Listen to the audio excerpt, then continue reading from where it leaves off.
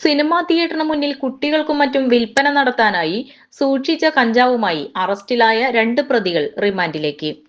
Kizhuthani ജെ.കെ. Cinema തിയേറ്ററിന് മുൻവശത്തുള്ള റോഡിൽ സ്കൂട്ടറിലിരുന്ന് കുട്ടികൾക്കും മറ്റും വിൽപ്പന നടത്തുന്നതിനായി കഞ്ചാവ് കൈവശം സൂക്ഷിച്ചിരിക്കുന്നതായി കാണപ്പെട്ടതിന് അവിട്ടത്തൂർ സ്വദേശി അലങ്കാരത്ത് പറമ്പിൽ വീട്ടിൽ ജസ്വിൻ 20 വയസ്സ്, താണിശ്ശേരി വീട്ടിൽ പുതുപുര വീട്ടിൽ അക്ഷയ് 23 വയസ്സ് എന്നിവരെയാണ് തൃശൂർ റൂറൽ ജില്ലാ പോലീസ് മേധാവി ബി കൃഷ്ണകുമാർ IPSന്റെ നേതൃത്വത്തിൽ പോലീസ് അറസ്റ്റ് ചെയ്തത്.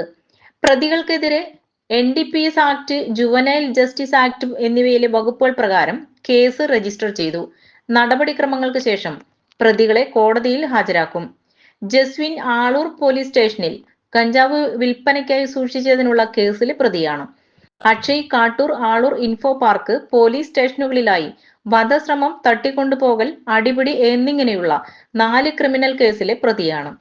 തൃശൂർ റൂറൽ ജില്ലാ പോലീസ് മേധാവി ബി കൃഷ്ണകുമാർ IPSന്റെ നേതൃത്വത്തിൽ Kattoor police station inspector Baiju ER, SI Babu George, ASI Mini, driver SCPO Shoukkar, CPO Harishankar എന്നിവർ ചേർന്നാണ് പ്രതിയെ അറസ്റ്റ് ചെയ്തത്.